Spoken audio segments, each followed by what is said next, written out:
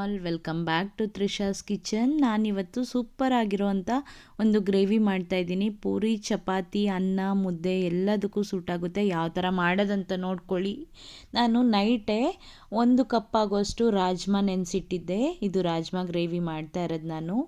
ಅದಕ್ಕೆ ನಾನು ಫಸ್ಟು ಒಂದು ಕುಕ್ಕರ್ ತಗೊಂಡು ಬೆಳಿಗ್ಗೆ ಎದ್ದು ನೆನೆಸಿರೋ ಅಂಥ ರಾಜ್ಮಾ ಕಾಳು ಹಾಕ್ಕೋತಾ ಇದ್ದೀನಿ.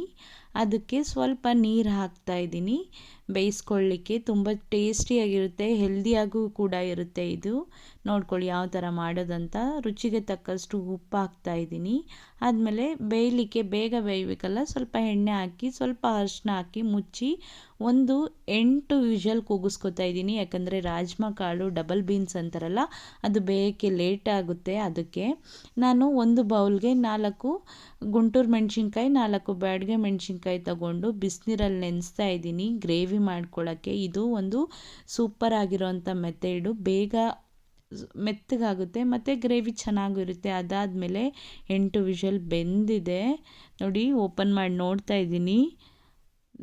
ಅದಾದಮೇಲೆ ನಾನು ಮಸಾಲೆ ಮಾಡ್ಕೊಳ್ಳೋಕ್ಕೆ ಸ್ವಲ್ಪ ಶುಂಠಿ, 1 ಗಡ್ಡೆ ಬೆಳ್ಳುಳ್ಳಿ ಮತ್ತು ನೆನೆಸಿಟ್ಟಿದ್ವಲ್ಲ ಗುಂಟೂರು ಮೆಣಸಿನ್ಕಾಯಿ ಮತ್ತು ಬ್ಯಾಡಗೆ ಮೆಣಸಿನ್ಕಾಯಿ ಹಾಕ್ಕೋತಾ ಇದ್ದೀನಿ. ಸ್ವಲ್ಪ ಜೀರಿಗೆ ಹಾಕ್ತಾ ಇದ್ದೀನಿ, ಕೊತ್ತಂಬರಿ ಸೊಪ್ಪು, ಮತ್ತು ನಾನು 1 ಸ್ಪೂನ್ ಆಗೋಷ್ಟು ಧನಿಯಾ ಪೌಡರು, ಸ್ವಲ್ಪ ಅರಿಶಿನ ಪೌಡರ್ ಹಾಕ್ತಾ ಇದ್ದೀನಿ. ಅದಾದಮೇಲೆ ನಾವು ಬೇಯಿಸಿ ಎತ್ತಿಟ್ಕೊಂಡಿದ್ವಲ್ಲ, ಈ ಥರ ಬೆಂದಿದೆ ನೋಡಿ, ಅದನ್ನು ಸ್ವಲ್ಪ ರಾಜ್ಮಾ ತಗೋತಾ ಇದ್ದೀನಿ ಗ್ರೇವಿಗೆ.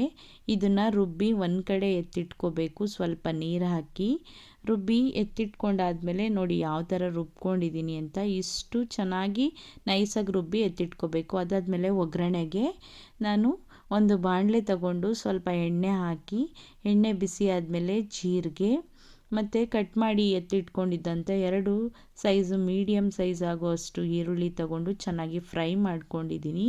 ಚೆನ್ನಾಗಿ ಫ್ರೈ ಆದಮೇಲೆ ನಾನು ಫ್ರೈ ಆಗ್ತಿದ್ದಂಗೆ ಈಗೊಂದು ಟೊಮೊಟೊ ಮತ್ತು ಗೋಡಂಬಿ ಹಾಕಿ ಪೇಸ್ಟ್ ಮಾಡ್ಕೊತಾ ಇದ್ದೀನಿ, ಗ್ರೇವಿ ಗಟ್ಟಿ ಆಗೋಕ್ಕೆ ಮತ್ತು ಟೇಸ್ಟಿಯಾಗೂ ಇರುತ್ತೆ. ಅದಕ್ಕೋಸ್ಕರ ಅದನ್ನು ಬೆಂದಿರೋ ಅಂಥ ಈರುಳ್ಳಿಗೆ ಹಾಕ್ಕೊಂಡು ಚೆನ್ನಾಗಿ ಫ್ರೈ ಮಾಡಿ, ಎಣ್ಣೆ ಬಿಡಬೇಕು ಟೊಮೊಟೊ ಅಲ್ಲಿವರೆಗೂ ಫ್ರೈ ಮಾಡ್ಕೊಳ್ಳಿ.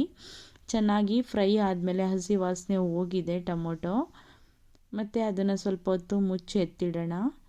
ನೋಡಿ, ಸ್ವಲ್ಪ ಹೊತ್ತಾದಮೇಲೆ ಒಂದು 5 ನಿಮಿಷ ಆದಮೇಲೆ ನೋಡ್ತಾ ಇದ್ದೀನಿ ಯಾವ ಥರ ಎಣ್ಣೆ ಬಿಟ್ಟಿದೆ ಅಂತ ಟೊಮೊಟೊ. ರುಚಿಗೆ ತಕ್ಕಷ್ಟು ಉಪ್ಪು ಹಾಕ್ಕೊಳ್ಳಿ. ನಾವು ರಾಜ್ಮಾ ಬೇಯಿಸ್ಲಿಕ್ಕೂ ಉಪ್ಪು ಹಾಕಿದ್ವಿ, ನೋಡ್ಕೊಂಡು ಹಾಕ್ಕೊಳ್ಳಿ. ಅದಾದಮೇಲೆ ನಾವು ಗ್ರೇವಿ ರುಬ್ಕೊಂಡಿದ್ವಲ್ಲ, ಅದನ್ನು ಎಣ್ಣೆ ಮತ್ತು ಟೊಮೊಟೊ ಎಲ್ಲ ಚೆನ್ನಾಗಿ ಬೆಂದಿದೆಯಲ್ಲ ಅದಕ್ಕೆ ಹಾಕ್ಕೋಬೇಕು. ಚೆನ್ನಾಗಿ ಮಿಕ್ಸ್ ಮಾಡಿಕೊಂಡು ನಾವು ಎಷ್ಟು ನೀರು ಬೇಕಷ್ಟು ಹಾಕ್ಕೊಳ್ಳಿ ಮಿಕ್ಸರ್ ಜಾರ್ಗೆ. ಅದಾದಮೇಲೆ ಚೆನ್ನಾಗಿ ಕದ್ರುಕೊಳ್ಳಿ. ಚೆನ್ನಾಗಿ ಮಿಕ್ಸ್ ಆದಮೇಲೆ ನಾವು ಸ್ವಲ್ಪ ಹೊತ್ತು ಕುದಿಲಿಕ್ಕೆ ಬಿಡೋಣ, ಹಸಿ ವಾಸನೆ ಎಲ್ಲ ಹೋಗಬೇಕು. ಅದಾದಮೇಲೆ ನೋಡಿ ಯಾವ ಥರ ಕುದ್ದಿದೆ ಅಂತ, ಎಣ್ಣೆನೂ ಬಿಟ್ಟಿದೆ. ಅದನ್ನು ಇನ್ನೊಂದು ಸತಿ ಚೆನ್ನಾಗಿ ಮಿಕ್ಸ್ ಮಾಡಿಕೊಂಡು, ಚೆನ್ನಾಗಿ ಬೆಂದಿತ್ತಲ್ಲ ರಾಜ್ಮಾ ಕಾಳು ಹಾಕ್ಕೊಳ್ಳೋಣ ಆ ಗ್ರೇವಿಗೆ. ಹಾಕ್ಕೊಂಡು ಮಿಕ್ಸ್ ಮಾಡ್ಕೊಳ್ಳಿ ಒಂದು ಸಾರಿ.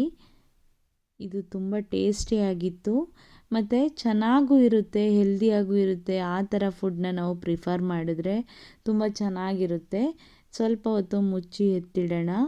ನೋಡಿ ಎಷ್ಟು ಚೆನ್ನಾಗಿ ಕುದೀತಾ ಇದೆ ಅಂತ. ನಾನು ಚೆನ್ನಾಗಿ ಕುದಿಲಿಕ್ಕೆ ಬಿಟ್ಟು ಮಿಕ್ಸ್ ಮಾಡ್ಕೊಳ್ಳಿ. ಅದಾದಮೇಲೆ ಸ್ವಲ್ಪ ಕೊತ್ತಂಬರಿ ಸೊಪ್ಪನ್ನ ಕಟ್ ಮಾಡಿ ಎತ್ತಿಟ್ಕೊಂಡು ಗ್ರೇವಿ ರೆಡಿನೇ ಆಗೋಯ್ತು. ಒಂದು ಕಡೆ ಎತ್ತಿಟ್ಕೊಳ್ಳೋಣ. ನಾನಿವತ್ತು ಈ ಗ್ರೇವಿಗೆ ದೋಸೆ ಮಾಡ್ಕೋತಾ ಇದ್ದೀನಿ. ದೋಸೆ ಚೆನ್ನಾಗಿರುತ್ತೆ ಇದಕ್ಕೆ.